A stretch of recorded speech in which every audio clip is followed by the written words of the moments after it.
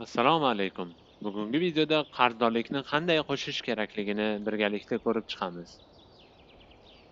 Ilovani ochganingizda quyi paneldagi plus tugmasini bosing.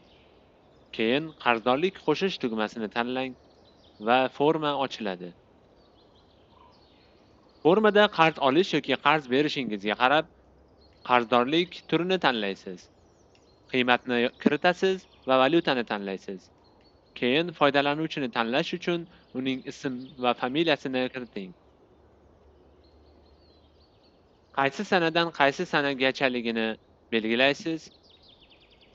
Xohlasangiz izoh qo'shishingiz mumkin va yana qo'shimchasiga SMS xabarnomalarni yoqishingiz ham mumkin.